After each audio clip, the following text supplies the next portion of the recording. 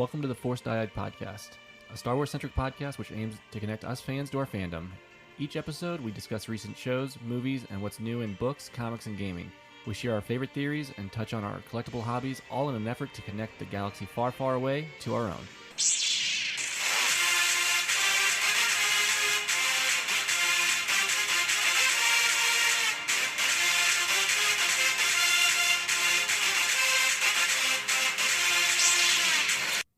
Welcome to episode 12 of the Force Dyad Podcast. I am your host, Obi-Sean, joined as always by Jedi-John. How are we doing tonight? Oh, doing great. I don't know what else to say. No, we've got the finale of the Bad Batch to cover, and I'm excited to get into it. But yeah, I mean that's really what we're here to talk about tonight is Bad Batch Part 2 finale, and our thoughts, on the season overall, and maybe kind of forecasting into the future. Just a little speculation. What might a season 2 hold for us? So it's going to be a short and sweet episode focusing on, the culmination of season 1 of the Bad Batch. So before we dive into that, we'll plug our socials here real quick. You can find us on Twitter at Force Dyad Pod, and then on Facebook and Instagram at Force Dyad Podcast. So after you're done listening, go over, follow us on the socials, interact with us, have a good time. It's lots of fun. Yeah, So. And as always, if you want to, if you have any other nerd wants and needs that don't fit in Star Wars, they probably fit in something else, Marvel, DC, and whatnot. You can go check out the Galactic Dads podcast. They're our sister podcast. They cover anything and everything nerd over there, except for Star Wars. And then, cover beers of the week and everything else. So go check them out at the Galactic Dads podcast. Also, you can find them at Galactic Dads on every social media platform possible. Mm-hmm. So tonight we're going to recap episode 16 of the Bad Batch, the finale, the final finale portion of season 1. Camino lost, and I mean, I will start out by saying that compared to part 1, it was a little light on the action. Yeah. Comparatively. Yeah. Still a really good episode, in my opinion. Can you call the finale a filler? No, I don't think so because some people did. Did they really? Oh, of course. Should we do the IMDb reviews before we? Yeah, I mean we can do some of them. I mean, let's just jump into the cast. Obviously, D. Bradley Baker just back as the Bad Batch. Mm-hmm. Michelle Lang as Omega, and Ben Diskin as AZ3. We did get Helen Sadler as the appropriately named medical officer at the end of the episode, and then Noshir Dalal as Rampart, which you see briefly. Very briefly. Yeah, you just see. Did he speak? Yeah, just a quick scene. As they're descending, they're like, right. The city's destroyed. Okay, right. Join the fleet or whatever. That's all he had. That was it. Yep. He had like 4 lines. Yeah. Real short stint for him. Yeah. But yeah. I mean, do we want to do?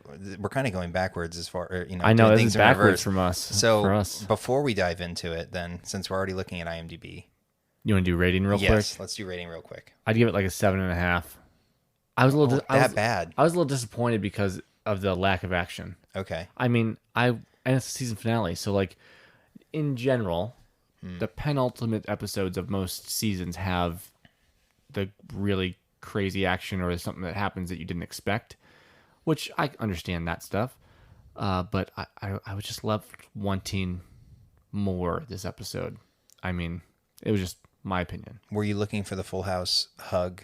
Like everyone hugs Crosshair and then he's like, they're BFFs again? Was I upset he did not get on the ship at the end of the episode? Yes. Yes, I was. But I was also mad that the way the episode just ended, they left him there. And we'll get into that when we get into the actual recap. But yeah, like I was kind of mad about it because I'm just like, what the hell? Like all this stuff that happened during the episode, and then you're still staying there. Then nothing. Yeah. I mean, 7.5. I think that's a little low. I would probably give it what did I get? We gave War Mantle an 8. Yeah, I guess it wasn't. It didn't feel as good as War Mantle, like kind of due to the lack of action. but I'm still probably going to give it like an 8-1 or an 8-2. I mean, you're right on with the other viewers. 8-1. Yeah. Got an 8-1. The Return to Camino got 9-1.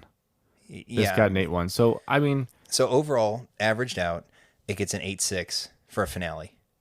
yes. That's not too bad. It's really not. I mean, you're shooting for, of course, probably You one of the wanna hit better, a 9. probably one of the better episodes for the season. But Yeah. I mean, overall, on average, it was very front heavy. It was very front loaded. But yeah, I mean, now that we've given our reviews, we'll recap it. Yeah. we'll Briefly. recap it briefly. Yeah. Move on. I mean, they pick up where we left off in the building collapsing into the water. Yeah. Topoka City is just going down. The whole city. Yep, it's on fire, and Now flooding. quickly, and so the Bad Batch and Omega and Crosshair get separated by like the watertight compartments, which is very interesting, I guess, that they had planned that in the construction of the buildings, that they were watertight. Hey, just in case we do go under. Then it becomes buoyant and self-sufficient. So I guess that kind of makes sense, except those things sunk like a rock when they eventually went underwater. But they managed to, pry the door open, Wrecker using Hunter's like vibroblade thing. Oh no, that was. I think it was Wrecker's. Oh, was it Wrecker's? Yeah, knife? Wrecker pulled it. Yeah, Oh. that's his knife. Oh, okay. He pulled it straight out and just. I thought he stole jabbed it from in. Hunter and just jabbed it in the door. But yeah, they are able to pry it open just in the nick of time because AZ was it AZ that welded or cut a hole, and then Omega shot it with the with her bow to release Crosshair from being unceremoniously drowned. Yeah, to you death. know what I love about this plot hole. What's that? Well, I guess there's a reason why AZ did not weld through the door, because water would still be going through. Mm-hmm. But also, why didn't AZ weld through the door to save them?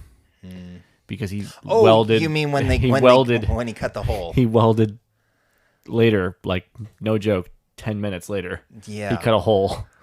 That is I didn't even Yeah, that's put those together. yeah. It was a little, I don't as an know- adult watching it, like you're like Why he it doesn't was just fun. cut? Why he doesn't just cut through the beam to release Crosshair so that The whole Omega thing? doesn't have to shoot? Now it does put on display her superior marksmanship, shooting yes. skills that she's developed now over the last back half of the season since she found her bow. But now that you say that, I'm like, oh, He could have. he could have easily just like arc cut or cut through the beam. Cut through it on Crosshair or cut the door. I do get why he didn't cut the door, I would understand but that the because- beam makes no sense. Yeah.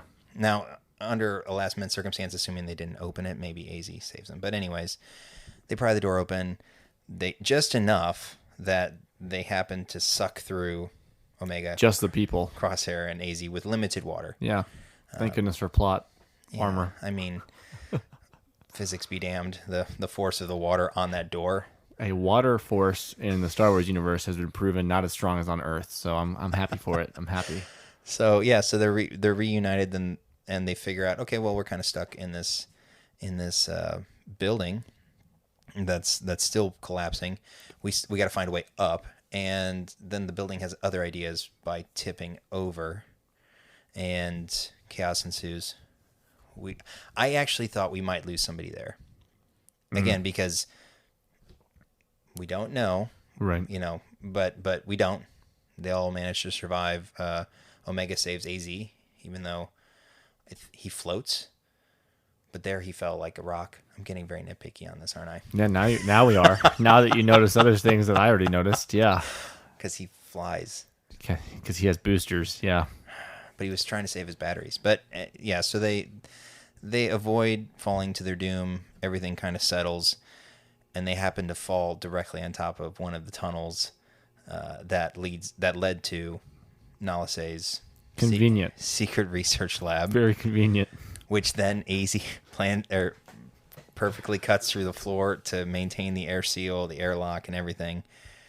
And the next part where they're running through the tubes, and this whole time Crosshair is just complaining and moaning about how, Omega's now calling the shots. I did love how Wrecker just like put him in his place. He's like, "Are you done complaining yet? The only reason we're in this mess is because of you." Right.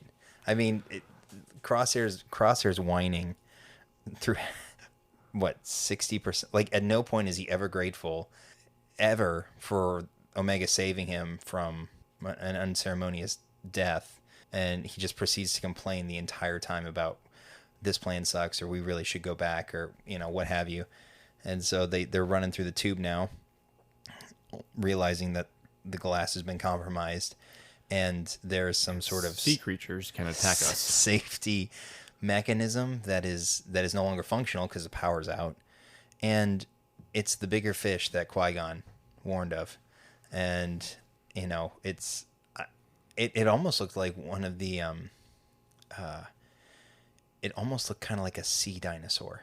Yeah, I mean, it had big teeth, big jaw, and it didn't even attack the people in the tube. Well, it was trying to attack the joint. Well, because he was trying to get to them. Yeah. But I at first thought it was going to be one of them dragon, the Camino, like bird dragon things that they were like going to fly out on. So that was kind of disappointing that they didn't make an appearance, because I thought too that maybe that was how they get topside. Was to ride one of those, or a few of them. So, but they AZ manages to turn the power on just long enough to zap the thing and have it go away, which I feel like is a waste of a character. Like they could have really explored that dinosaur. They could have, yeah. He could have ate them. Well, that would have been exciting. How do what the hell's going on? How do they escape the belly of a sea dinosaur? So, but they end up in the room that we saw during part 1.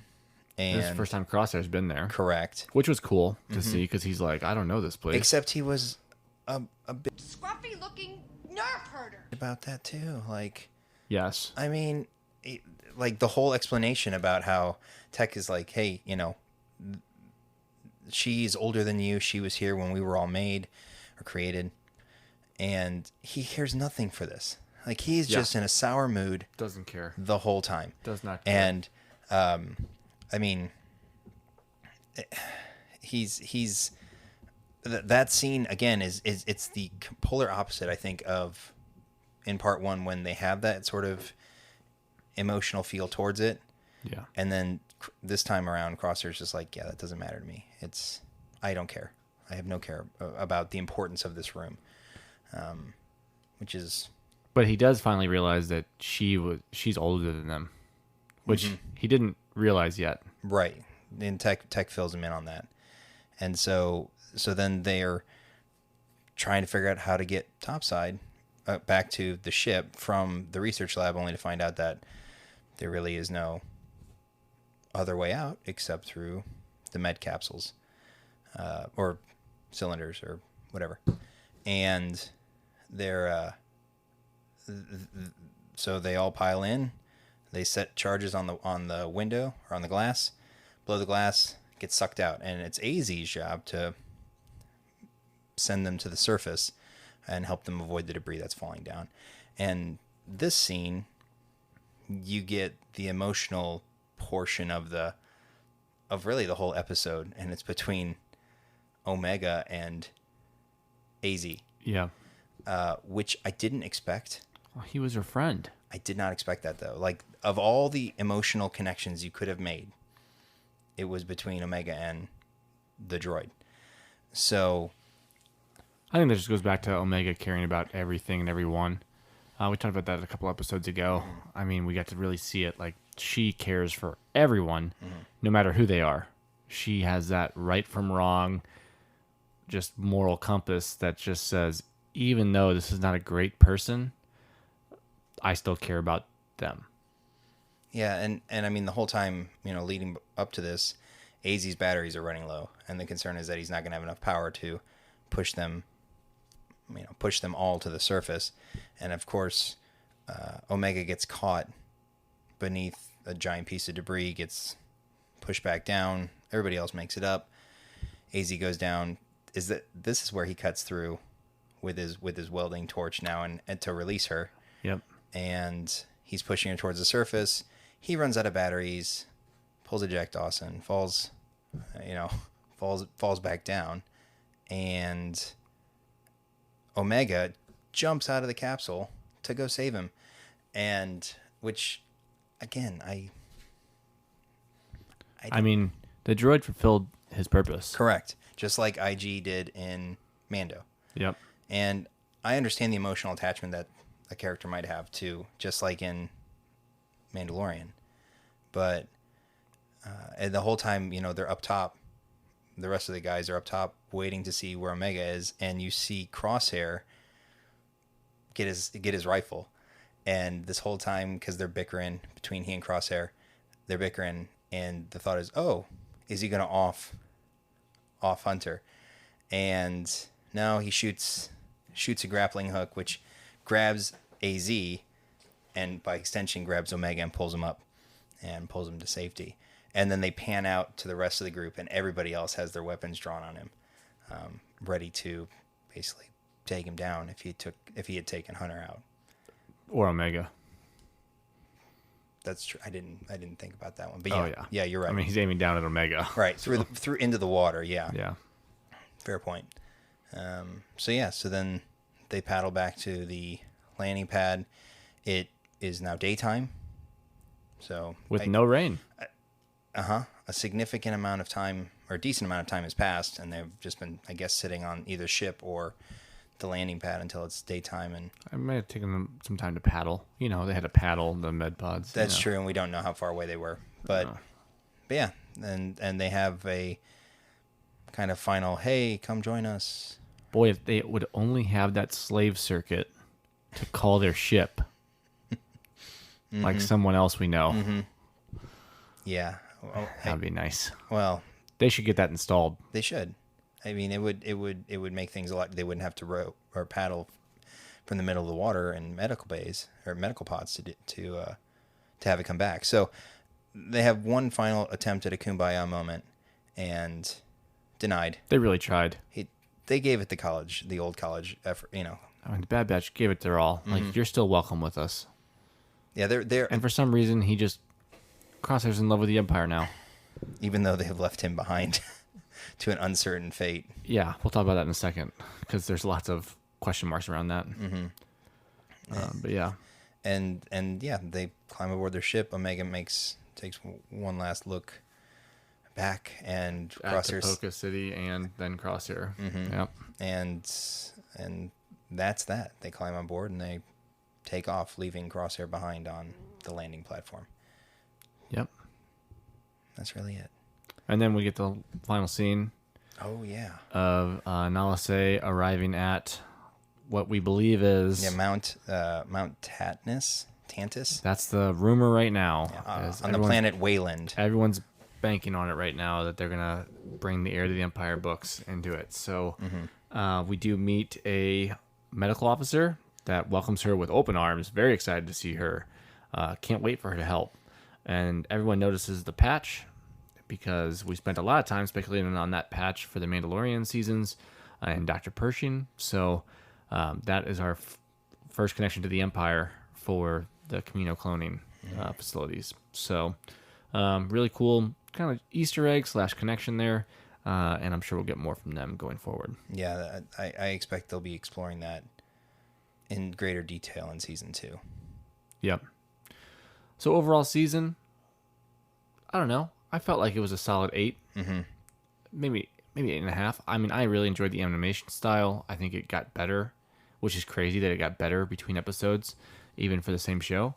The environments they showed, I mean, some of the visuals they showed with animation were just phenomenal. So I was really impressed with that. The story was good. No true complaints. I think the biggest thing for me was it's recycling some stuff. I mean, I'll give it that old, it's the Filoni way kind of thing. And it's not a bad thing, because we enjoy the stories, right? But we've now seen it 3 times now. Maybe you can count 4 times, really, with Rebels. But you've seen an older patriarch-type figure take in a young person, whether it be female or male, and get attached to it, even though normally you would never see this person with that. In Clone Wars, you had Anakin taking Ahsoka as a Padawan. In Mando, you had the Mandalorian with Grogu, Baby Yoda.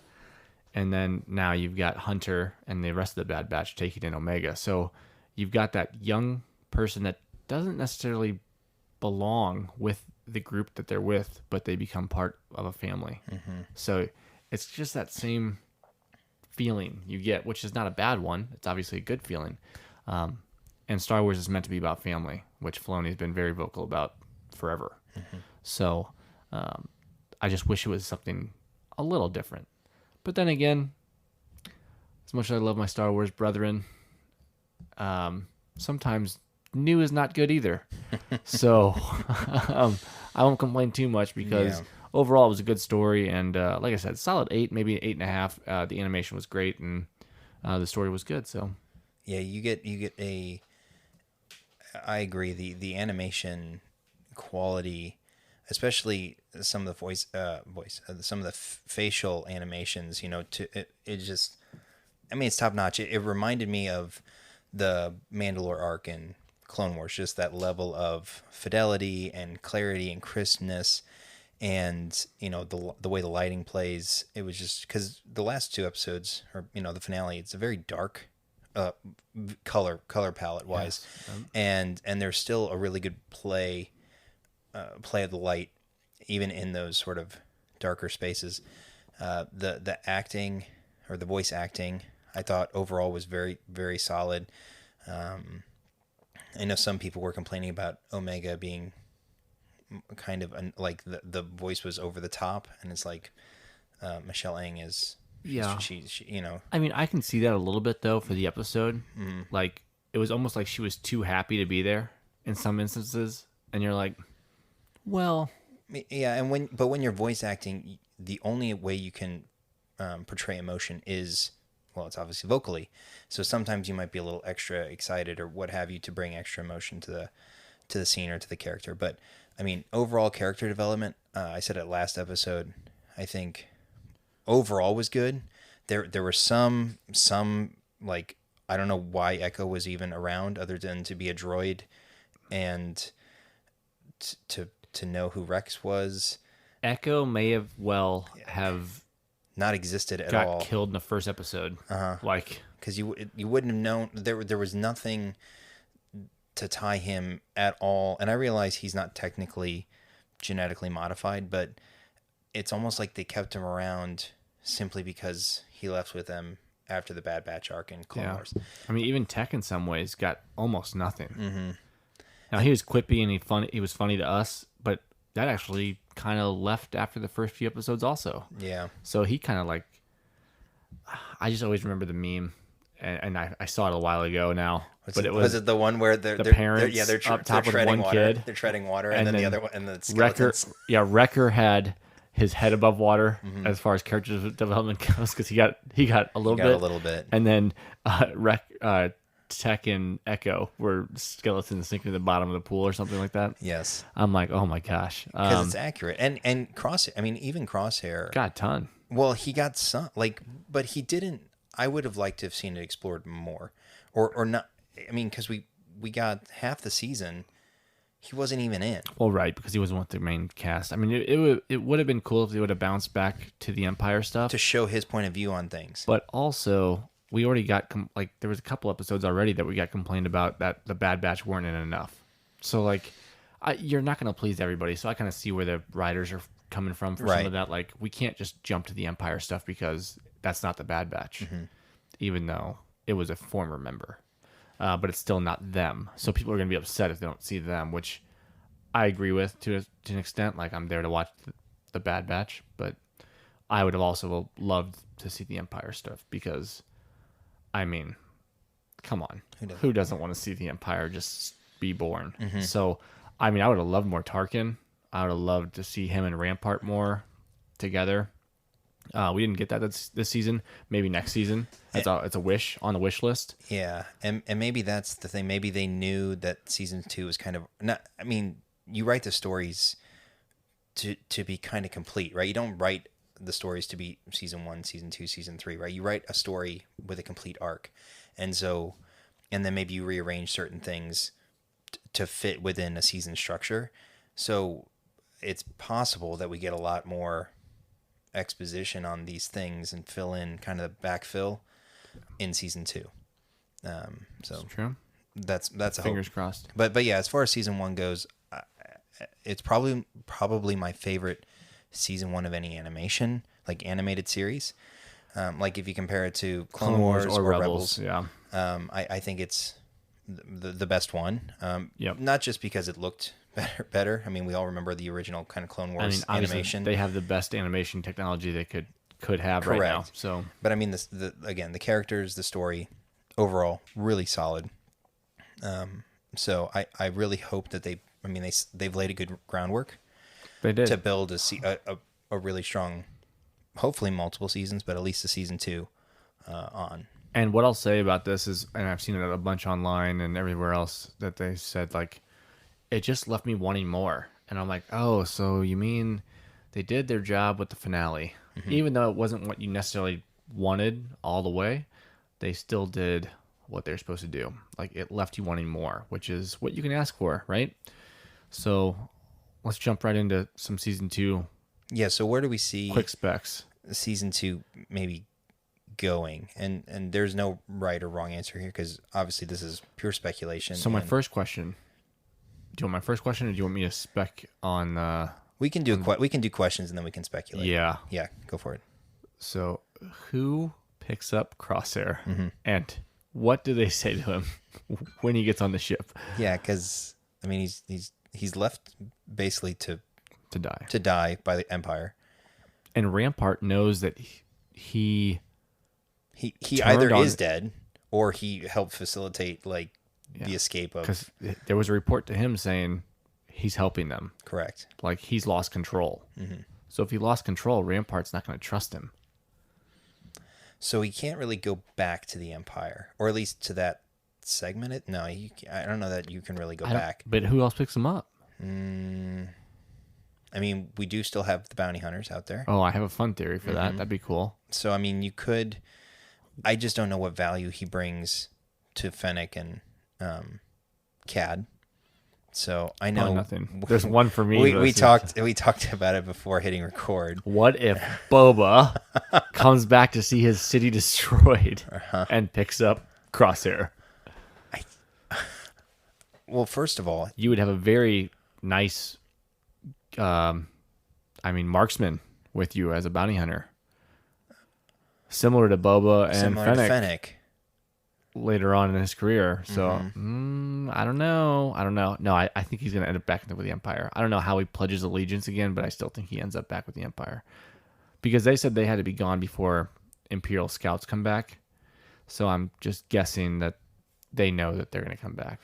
So with that, then, the landing pad itself is supposed to be secretive. Now, I guess in the middle of nothing, a landing pad might become more apparent.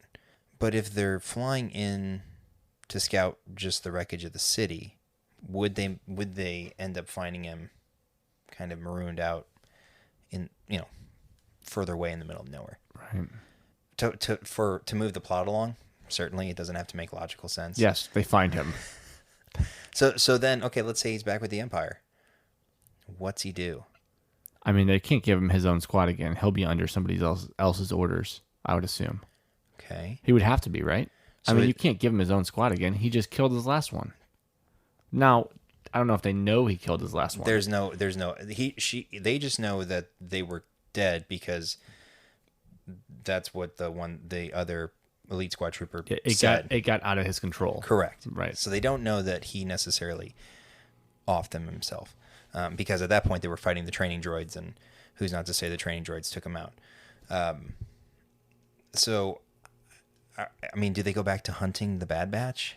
I mean, is this what it inevitably becomes? Is Yeah, I don't know. chasing the Bad Batch around?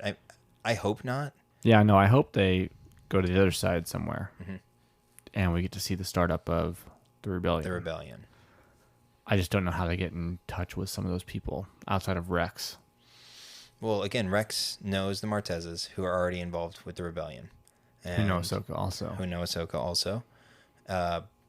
You have, I mean, I'm sure. I mean, Saw is part of the Resistance, the Right. rebellion. And Saw knows them, but they don't. He doesn't know how to get in touch with them, though. True, but what's not to say somebody else doesn't put the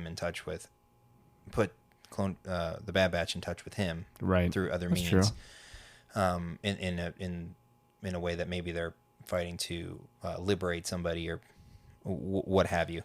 So I don't know. I mean, one of the things you could see aside from the rebellion is if what is at the end of this episode. Oh, you think we get more? Is you get more insight into the Imperial cloning operations? Yes. Ooh, that'd be fun. Because this location, if as far as Legends is concerned, is Emperor Palpatine's direct cloning headquarters. There's a cutaway map I found, somebody posted on Twitter, I think, and it shows Emperor Palpatine's private chambers at the top, and then he has a secret lift that goes straight down into the cloning area.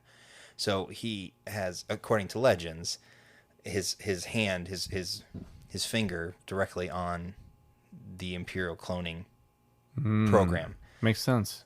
From everything we've read for the sequel trilogy and everything else, he was desperately trying to find a new host. Mm-hmm.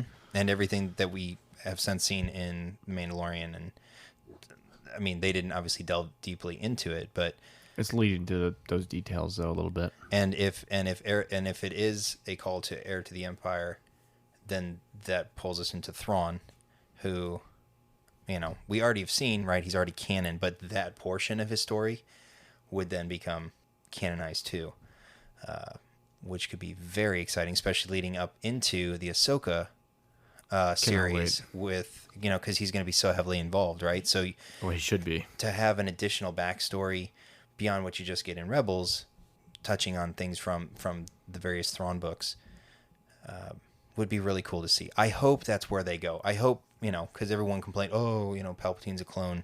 This makes no sense. No, I know they're trying to maybe retcon things, but... Well, they're trying to fix it a little bit too, but at the same time, they did I still call it the EU because that's what I grew up with. But Legends filled in all those gaps in the timeline from when we saw the original trilogy and after that. So they got to play in a world where there was no rules and it was boundless. And then they got the prequels, and then they're like, okay, here's some restraints. Wait a second, we can fill in those gaps now too. So they played in that world too.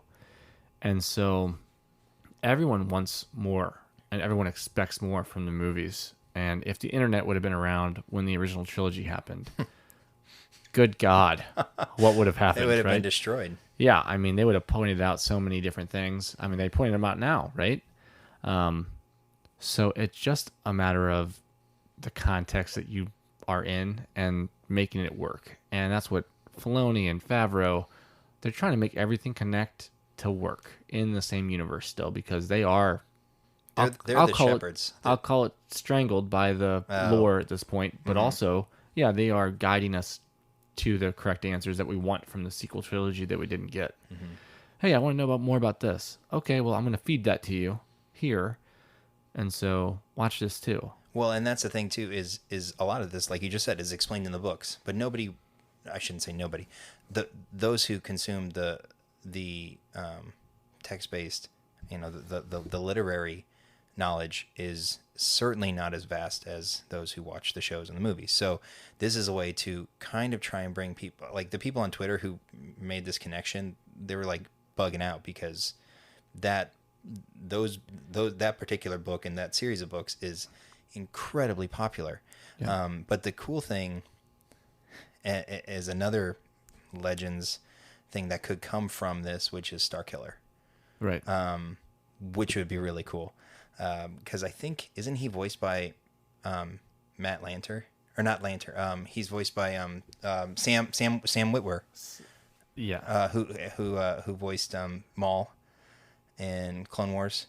Yes. But he was also the voice of Starkiller in the Force Unleashed games. Yeah, it is Sam Witwer. That would be awesome. And it would be totally possible in the timeline. Fits in the timeline. It fits still. the timeline now. It's a little different now with the Inquisitors because that didn't exist in those games. But you could still introduce him as Vader's right hand. Because technically, right now, what we see as Vader's right hand were the Inquisitors going after people. Right. You could still invent Starkiller, though, or reinvent Starkiller within the canon now, and be okay. Because in Jedi Fallen Order takes place 5 years after Order 66, right? So at that point, the Inquisitorius, it's still ongoing, but I mean, the second sister, Vader kills the second sister. Right. All the, the ninth brother, or no, the seventh sister. Yeah, but also, like, in Rebels, the Inquisitors are still a big piece of it in the that's beginning, true. too. So, That's right. And that's even beyond It's still that. a program. And I that's mean, even beyond they still have the Inquisitor program. That's so true. it's just tough to say it's still not going on. But you could still reinvent Starkiller as, maybe not an Inquisitor, but as a stealthier version. Right. Although he wasn't very stealthy in the games. But that Well, you could be stealth. No, you couldn't. You just destroyed it. But I mean, even if it's not Starkiller himself, the story is right. Starkiller is like the 30th, or he's one of the only successful attempt at a Jedi clone, Right. or a Force sensitive clone. And it would be awesome to show him up, like show him off in a series like this. That would be cool. Yeah. So again, if it's not him specifically, you could have something like him, and just have, have that be kind of the jumping, the building block too. I mean, honestly, they could have done a whole series off of him. I mean, they could. So, there's a lot that they could do. And, but they're playing in an area where it hasn't been explored yet, so they can play around. And they have a lot to pull from if they want to use the books. Right. As far as canon goes, there hasn't been played around for sure. it. Yeah. Yeah. So, they've got a lot of material they can go through. And everyone goes crazy when they introduce something from the Legends material because it's something that they read and it's something they know about. So it's just fun to see because they're like, okay, so I do know what's going on still because I know that place. Versus that's all gone. Right. And when you read a book that you've never seen anything on, the pictures you paint in your head of what you're reading, to see it, like, for those again who have read it, who they see this and they go, oh my gosh, I've seen that in my head and now I've seen it on screen. And apparently it's was in the Vader Immortal VR as a hologram, but that's, I guess, the closest to a visual. Neither have I, although it looks like a fun game, but that's the closest to a visual incarnation of it, of the planet, not necessarily even the mountain that you've seen. So I'm very excited for season 2. I don't know. We don't know when it's coming out. Yeah, no dates yet. Yeah. So, but you got to squeeze out. I assume we're gonna get a healthy helping at Star Wars Celebration. Oh yeah. I'm sure we're gonna get some previews. I'm sure we're gonna get the cast on stage. I mean, it's only like 5 people. D. Bradley. Thanks. There's thanks, six. D. Bradley. There's 6 seats that just say D. Bradley Baker. That would be actually hilarious meta jokes right there. Like if they had a panel of 12 people and they had cutouts, of him, like, and he just sits in one of them, and he might move the cutout as they go. That'd be hilarious. That would be funny. But yeah, no, I'm thinking we're gonna get a healthy helping of them from Star Wars Celebration next May. But yeah, we have a lot to go through before we even get there. We've got the Book of Boba. You got you got Visions first. Visions, yeah, Star Wars Visions next month. Animation again, that's gonna be should great. be great. Book of Boba in December. Yeah. Mando in January.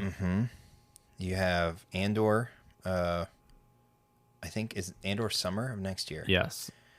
And so I'm going to think that season 2 of Bad Batch is coming out next fall sometime. Probably in the same spacing that's... And then you're going to have Kenobi. You have Kenobi also to battle with. And they won't release 2 shows at the same time for Star Wars, just like Marvel won't release 2 things at the same time. Right. Which, by the way, if you haven't caught up, they started What If on Wednesday, and it was phenomenal. So, I did see that. Really cool stuff. It was Agent Carter... yeah, it was as Captain Carter. Captain Carter, right? Yeah, really cool stuff. Yeah. And I look forward to the rest of that series. So if you're a Marvel fan, check it out. But yeah, they won't release 2 Star Wars shows at the same time. It's just not going to happen. There's no reason for it. They want the viewership every week. Right. Because Kenobi's 6, Andor's 8 or 10 episodes. So they could probably stagger it just right to where... And then we still have Ahsoka next year, too. Oh, yeah. Oh, yeah. We're packed. We're packed next year. We're gonna have to get all the book stuff and Exactly. comic book And stuff. that's what it's a great segue.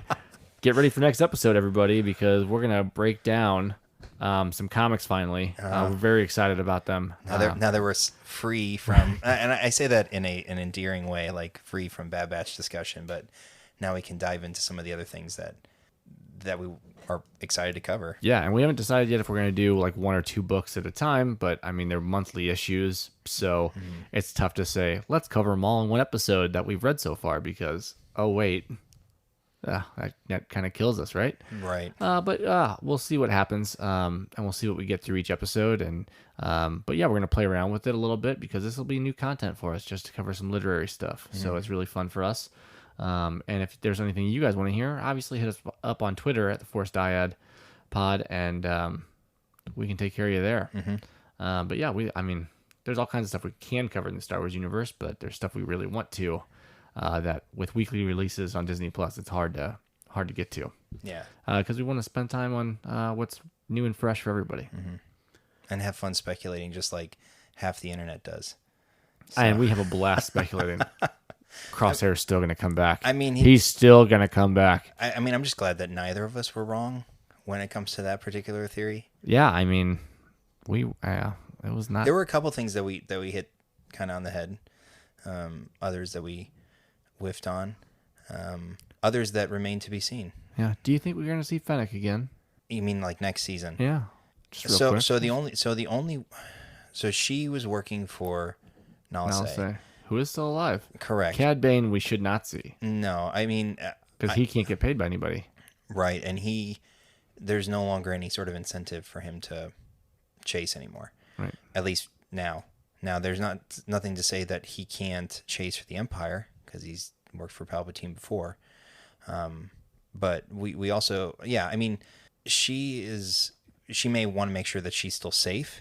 And she knows where to find them, assuming that they're not going to leave Sid, which at this point, everyone in the galaxy probably should know that they stay with Sid. So they might need to move. Yeah. Especially if the Pikes are around more now, with everything that happened with Roland. So that's something too that I think will be explored more too, is their tie-in with the various syndicates. And we kind of talked about that a couple episodes ago. Do we get more bounty hunter, early Crimson Dawn stuff, or I guess post Clone Wars Crimson Dawn, with Maul at the helm, Yeah. with their side of things, right? 'Cause there's not. I mean, you can only be altruistic, helping, for a payment so often to make it interesting. So, do we see Fennec?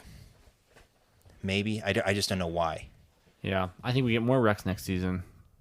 I'd love to see Hauser get broken out. Oh, that'd be fun. I'm sure I'm actually 90% sure we'll see Hauser get broken out next episode. So Hauser, season. Gregor, and we already have Rex. Gregor. No, Yeah. I know, but Yeah. you'll. Oh yeah. So then, But Hauser we don't get in the Rebels. True. So he disappeared at some point. So he they ran- wouldn't just introduce him for no reason, though. So I feel like we get a Hauser escape next season for some reason. Well, he probably ran out of hair gel. That's probably why you don't see him anymore. Oh, man, that's disappointing. His hair kept everything together. It does. So, yeah. Next week we'll talk about High Republic Comics. War of the Bounty Hunter stuff. We might do one of each, maybe. Yeah, that'd be fun. Do one of each. Mm-hmm. Yeah. So I'm looking forward to that. That'll be a lot of fun. And then at some point we'll actually get into the books. I don't know when that's going to be exactly. Well, it depends on if you actually read them. Hey, listen. My here. second copy of Rising Storm showed up last week. Good. I bet you haven't finished the first one yet, though. I mean, I've read Light of the Jedi. I have to read. understand. I've actually started reading the Rising Storm. So That's good. Yeah, I might just get the Audible book for it. I already have it. Oh, good. So but I want to read it first before I listen to it, because there's through the Twitterverse, maybe collaborating, planning to go on a High Republic panel discussion with another podcast mid-September. So I need to Get going. get freshened up before we get there. So Oh, that'll be excellent. Mm-hmm. Looking forward to that. yeah. So Looking forward to that. Alrighty. Well, that'll close us out for the night, I think. short and sweet. Yeah, I mean, it was a great discussion about season finale. Again, great. I mean, overall, pretty good show. I mean, nothing wrong. Animation, I mean, again, I always like to remind people it's for the kids. Animation in general is for the kids. While it filled in a lot of plot holes and just time for the adults that have watched this. And we got to see the fall to Poca City, which was very sad for all of us prequel lovers because, well, I mean, that's a big part of the prequels. Without them, we don't have the clones. We don't have the Clone Wars. We don't have a lot of things. So it was hard to see that fall. But yeah, overall, pretty solid season. Looking forward to season 2. And as always, until next time. May the Force be with you.